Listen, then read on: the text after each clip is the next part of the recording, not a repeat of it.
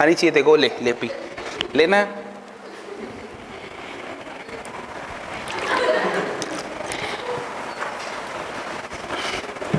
अरे पानी है इसमें।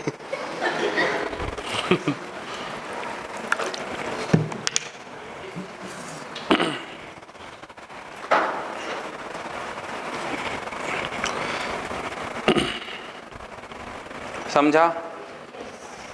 ओके, इसका डाइजेशन करेंगे। फिर इधर आ जाते हैं। क्या हो गया इसको? ठीक है,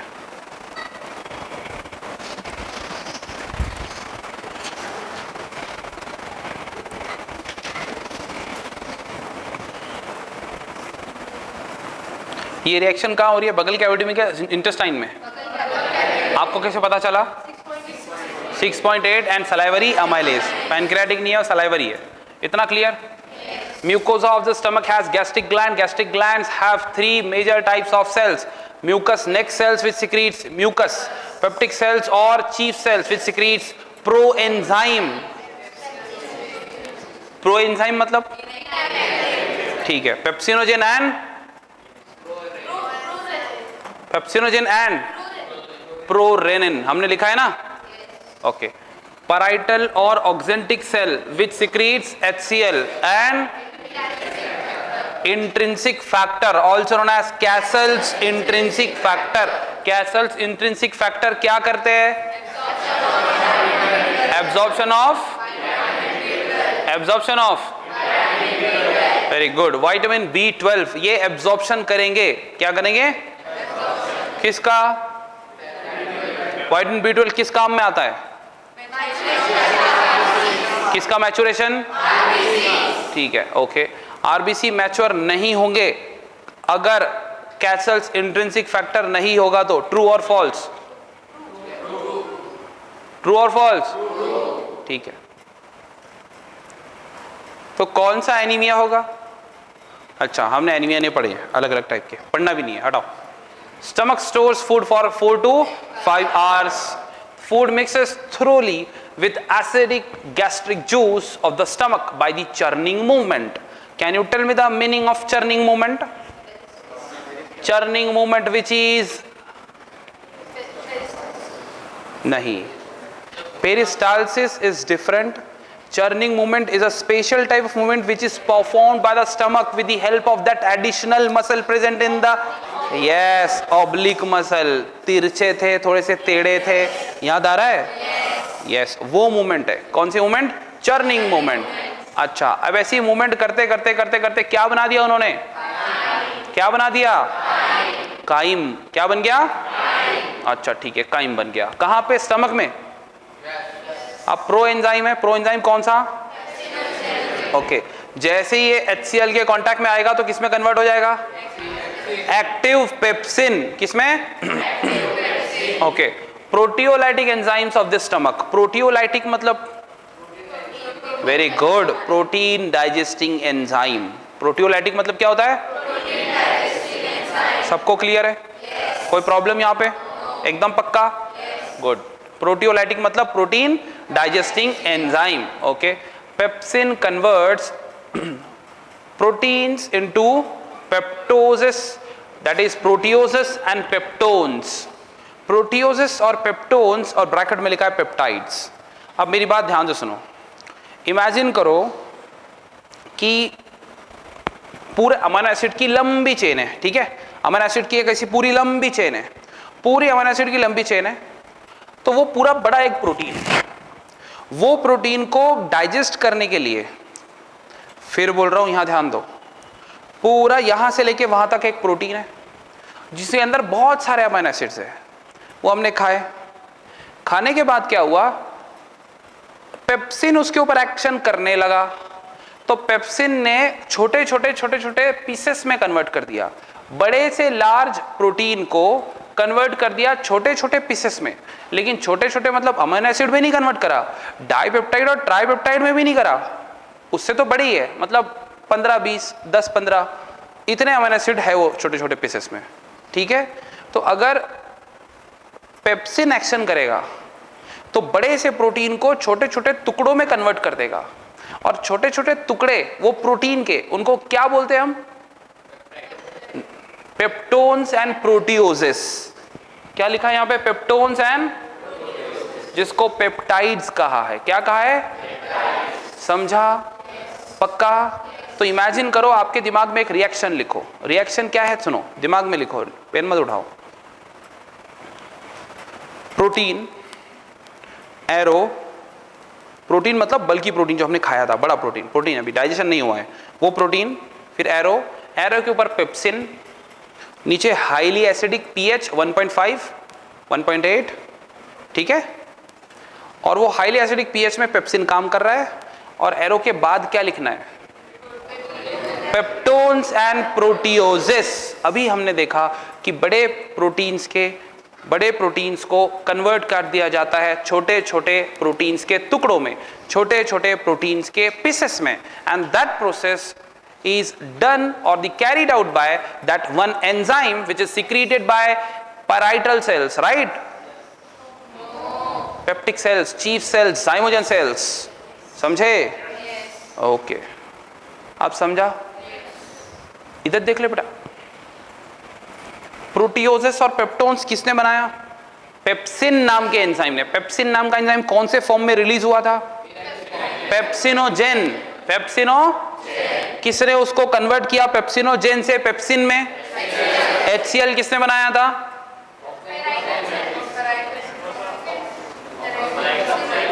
ऑक्जेंटिक सेल या पैराइटल सेल? दो सेलें बनाते, उसी का नाम है तेस्ते, ठीक है। देखो यहां पे parietal cell also known as, वो उन्होंने क्या बनाया? HCl। HCl ने किसको एक्टिव कर दिया? पेप्सिनोजेन को कन्वर्ट कर दिया। पेप्सिन आया, किसके ऊपर एक्शन किया? प्रोटीन पर, और प्रोटीन को कन्वर्ट कर दिया पेप्टोन्स एंड प्रोटियोजेस।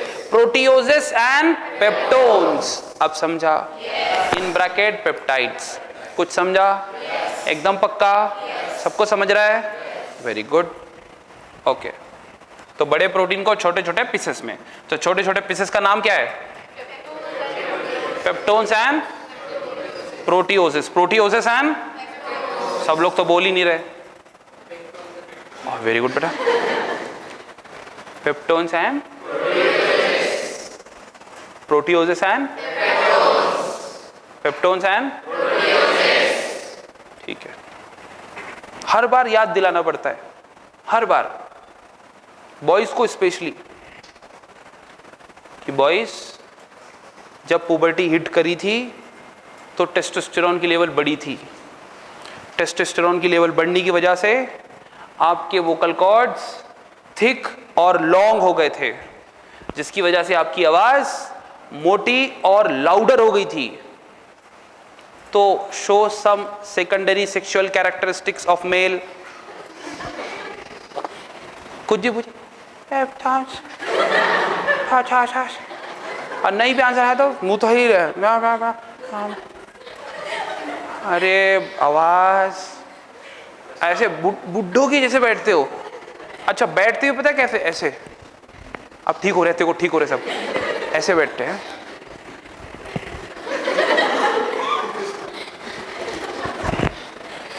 मतलब ऐसी क्या थकावट है तुम लोगों को?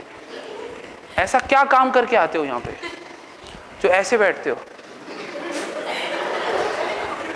सब? अच्छा, कुछ लोग ऐसे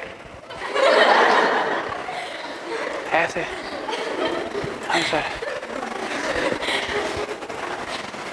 मेरे को समझ नहीं आ रहा, अगर हम जब से आप पैदा हुए तब से लेकर मान लो कि 60 ईयर्स ऑफ एज की आपकी लाइफ स्पैन है, तो पूरी जिंदगी में सबसे ज्यादा एनर्जेटिक आप कब फील करना चाहिए?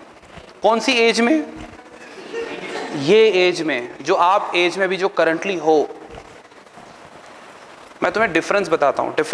फॉर एग्जांपल, अभी आप टीनेजर्स हो सब लोग, तो सुनो, टीनेजर इधर देखो। हाँ, अरे मत चिढ़ाओ उसको। देखो यहाँ देखो, टीनेजर्स जो है फॉर एग्जांपल, ठीक है, उनमें, और मान लो कि जिसका 30 प्लस या फिर 30 या जो 40 ईयर्स ऑफ एज है, क्या फ़र्क है? फ़र्क मेनली ये है, पावर होगी, लेकिन मान लो आप हो तो आपके अंदर एक्साइटमेंट ज़्यादा होगी, आपके अंदर वो विल पावर बहुत ज़्यादा होगी। आपने कि अभी negative part of the world देखा ही नहीं है, तो आपको पता ही नहीं है, तो आपको ऐसा लगता है बस अपुनिज भगवान है, वो टाइप का, समझ रहे हो? वो टाइप का लग रहा है, और लगना भी चाहिए। लेकिन काहे की एक्साइटमेंट? ये ऐसे बैठने वाले कौन सी एक्साइटमेंट, ये कौन सी एक्साइटमेंट है तो बताओ। अच्छा क्वेश्चन पूछे तो प्रोटीन कन्वर्टेड इनटू पेप्टाइड्स, अब कुछ लोग तो बोल ही नहीं रहे।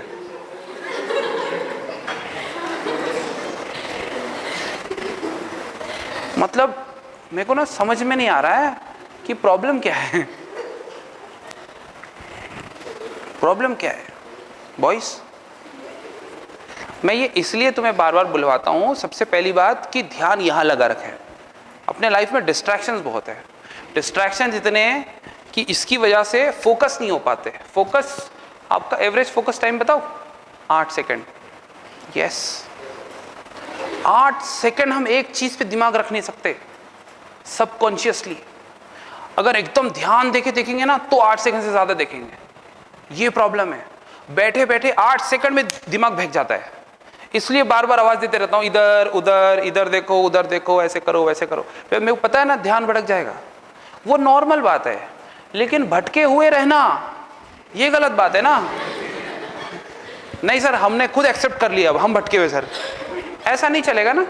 ठीक है, तो कम से कम अगर बोला जा रहा है कि भाई प्रोटीन को कन्वर्ट कर दिया 2 पार्ट में, कौन कौन से? पेप्टोन्स एंड, हाँ, तो ये एक थ्रेशोल्ड फ्रीक्वेंसी होनी चाहिए। अब रहेगी ना? हाँ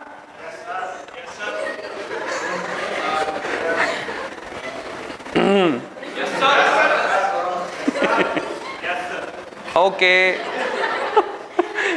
ठीक है। हाँ इधर देखो, इधर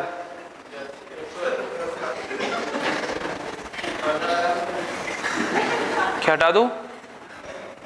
हाँ क्या क्या क्या बोला बेटा? हाँ खड़े हो जाओ, खड़े हो जाओ, पहले बताओ क्या चबा रहे हो, ये बताओ चबा कह रहे हो?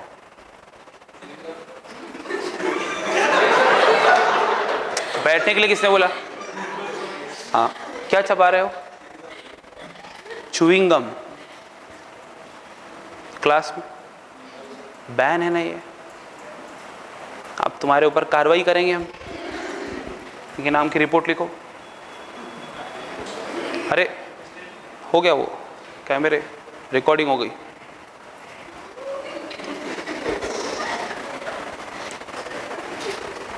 ऐसे कर, ऐसे करना, ऐसे कर, ऐसे कर। हाँ पहले चूहे के दांत तेरे, उसमें भी ऐसे चबाएगा? अच्छा मेरे को देख के भी चबा रहा है? हाँ चल, ये बेशरम, जा बाहर, थूक क्या? कहाँ फेंकेगा? हाँ चल जल्दी बाहर जा। अच्छा तो निकलना तो, हाँ जाने दो रे उसको, जाने दो।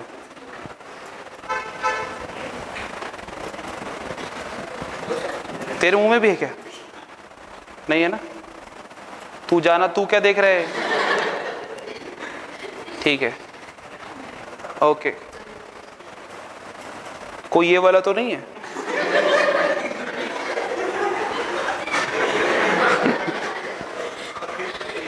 जुबा केसरी तो नहीं है कोई? ओके ठीक है। चर्निंग मूवमेंट हो रही थी, कौन कर रहा था? स्टमक। ठीक है, फिर काइम हो गया, फिर बाद में प्रो एंजाइम, पेप्सिनोजन, एक्सपोजर और हाइड्रोलाइटिक एंजाइम, ये भी पढ़ लिया हमने, पेप्टोन्स एंड प्रोटियोसेस। फिर बाद में पेप्टोन्स एंड प्रोटियोसेस बन गए, किसको कन्वर्ट करके? पेप्सिन को। ये सब कहाँ होगा?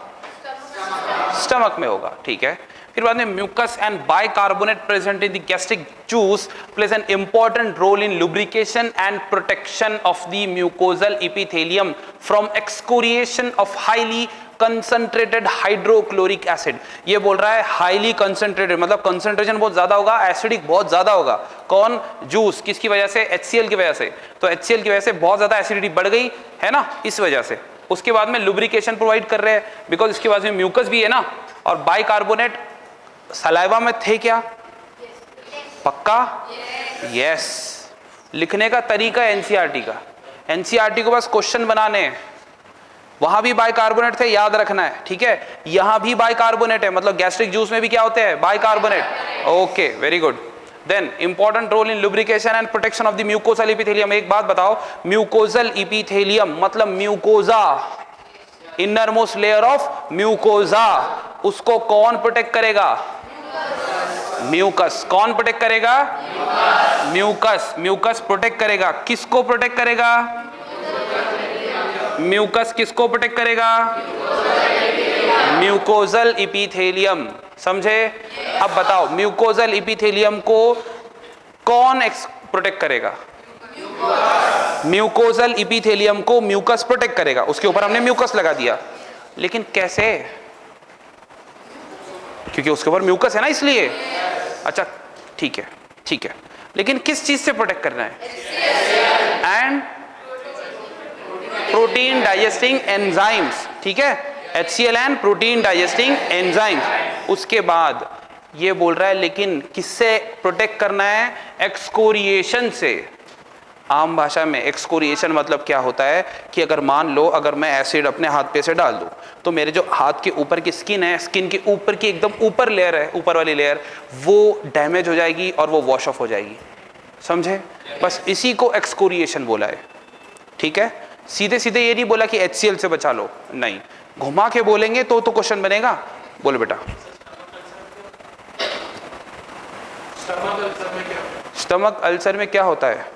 हेलिकोबैक्टर पाइलोरी नाम का बैक्टीरिया आता है जो कि काट लेता है स्टमक के अंदर, तो स्टमक के अंदर छाले हो जाते हैं, सिंपल। या फिर HCl ने जला दिया तो हो जाएंगे, लेकिन ज्यादातर बैक्टीरियल डिसीज होती है वो, हेलिकोबैक्टर पाइलोरी नाम का। लेकिन वो यहां कहां से आ गया? कोई बात नहीं बेटा, क्वेश्चन पूछना है, इसका मतलब ये नहीं कहीं से भी कुछ भी पूछ लेना। मतलब जो बात चल रही है पहले यहां पे तो ध्यान दे। Mucosal epithelium from the excoriation of highly concentrated HCl। Okay, ठीक है। एक्सकोरिएशन समझाना?